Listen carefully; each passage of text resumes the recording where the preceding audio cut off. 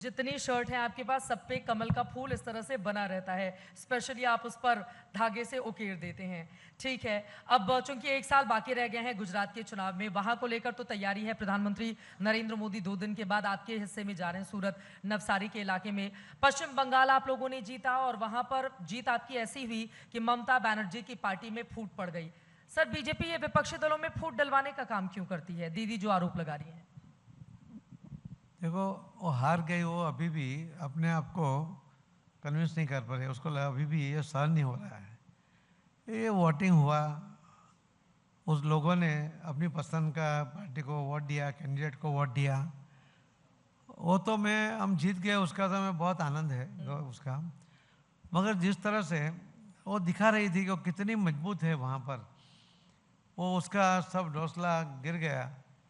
वो कुछ भी, यानी उसका जो उसकी और उनके पार्टी के कार्यकर्ताओं को जो वहाँ पर टेरर था, वो आज सामने आ गया। आज उनका एक एक इलेक्टेड कैंडिडेट बाहर निकलने जाता है तो लोग उसके बारे में कुछ ना कुछ सूत्र करते हैं, उनके ऊपर हमला तक कर देते हैं। यही दिखाता है कि आज तक दबे हुए लोग अपनी भावनाओं को प्रदर्शित कर रहे हैं। वो कहती हैं बीजेपी करवाती है ये सब। ये तो इनकी आदत है कि हारने के बाद भाजपा के ऊपर ठिकरा फोड़ने का। जीत जाते हैं तो जब तो नहीं कहा कभी, जीत जाते हैं तो नहीं। हाँ, ये सही बात है कि 3 बार से ममता बनर्जी 2011 से ही लगातार 2022 तक और उसके बाद भी 24 में भी हमने अच्छा प्रदर्शन दीदी की पार्टी का देखा था।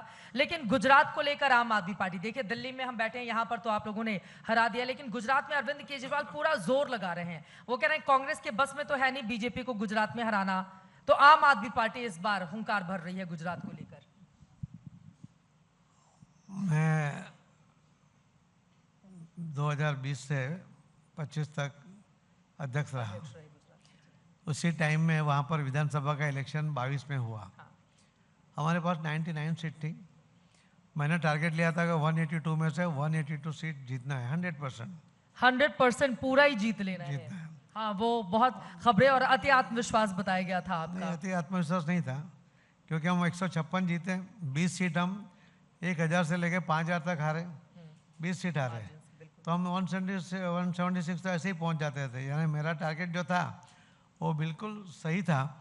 और ये केजरीवाल जी वहाँ पर आते थे, कुछ भी जो भी उनको कहना था सब कहते थे, पत्रकारों को कहते कि लिख लो हमारी सरकार बन रही है।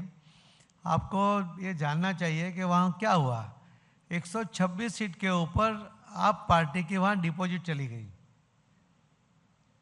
5 लोग जो जीते वो अपने बलबूते पे जीते, तो वो कोई उनके आपके कार्यकर्ता ही नहीं थे। लेकिन पूरी ताकत लगा रहे हैं केजरीवाल जी, आप उनको कमतर आंक रहे हैं।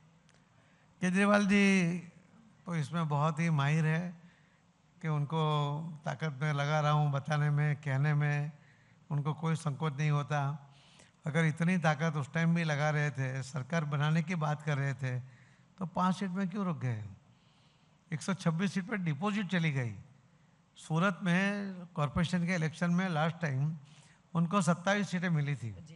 मैंने उनको कहा इस बार कि अगर आप 27 सीट जीत के बता दो, 4 पे आ गए, 23 सीट हार गए। अगर ताकत बढ़ रही है तो सीट कम क्यों हो रही है? उनकी कोई ताकत नहीं है, उनके कहाँ कोई एक्सपेक्टेशन नहीं है, उन्हें दिल्ली बहुत दूर है।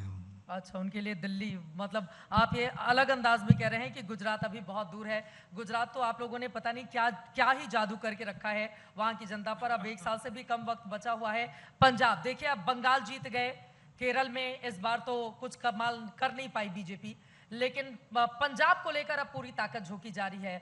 और आम आदमी पार्टी के जो भी नेता टूट टूट कर आना चाहे, चाहे राज्यसभा का हो चाहे दूसरा कोई भी नेता हो, उसको तत्काल बीजेपी खड़ी हुई है माला लेकर स्वागत करने के लिए। सर, ऐसे जीतेंगे पंजाब आप लोग?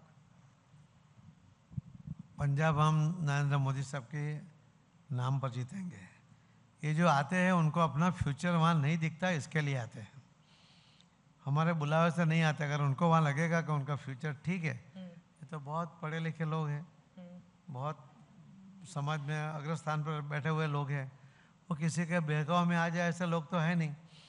तो इसीलिए उनको ये समझ भी है कि उनका या आप पार्टी का वहाँ कोई फ्यूचर नहीं है, इसीलिए वो सामने से आ रहे हैं। इसीलिए वो बीजेपी ज्वाइन कर रहे हैं। इसीलिए आ रहे हैं, स्वाभाविक है, उनको अपना भविष्य सलामत करना है। है।